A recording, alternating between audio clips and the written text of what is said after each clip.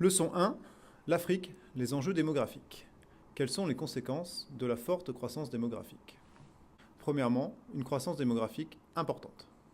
L'Afrique compte aujourd'hui 1,18 milliard d'habitants. C'est le continent où la croissance démographique est la plus marquée.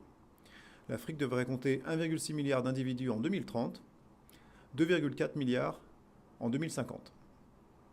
Cette explosion démographique sans précédent dans l'histoire de l'humanité est le résultat d'une transition démographique particulièrement rapide. C'est la population qui est la plus jeune au monde.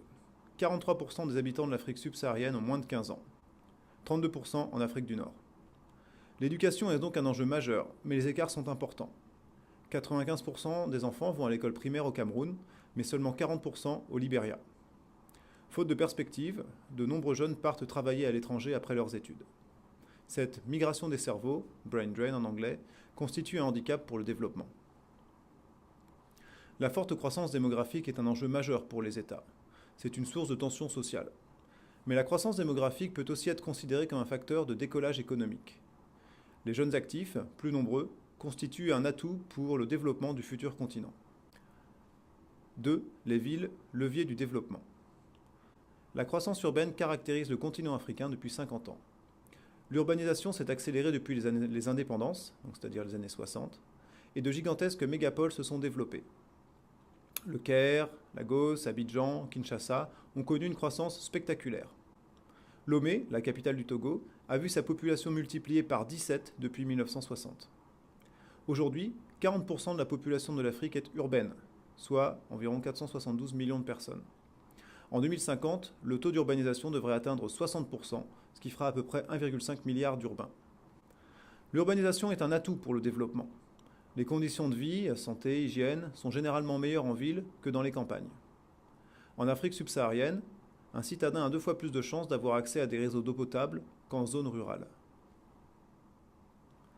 La rapidité de l'étalement urbain constitue un autre défi. Il faut répondre à des besoins croissants d'aménagement des réseaux pour l'eau potable, les égouts, les transports ou l'électricité. Les coupures de courant sont fréquentes, les routes souvent non bitumées, faute de moyens. Troisièmement, une pauvreté encore très présente. En Afrique subsaharienne, 389 millions de personnes vivent avec moins de 2 dollars par jour. Ce dénuement se traduit par une sous-alimentation importante, surtout dans les campagnes. Mais la précarité concerne aussi les habitants des bidonvilles, où vivent près de 2 urbains sur 3. La situation s'améliore nettement dans certains pays, comme au Sénégal ou au Ghana, mais l'Afrique reste encore le continent de la pauvreté.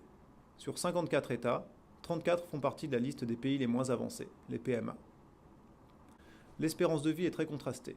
57 ans en moyenne en Afrique subsaharienne, contre 70 ans en Afrique du Nord. D'énormes progrès ont été réalisés depuis les années 50, notamment dans la lutte contre le paludisme.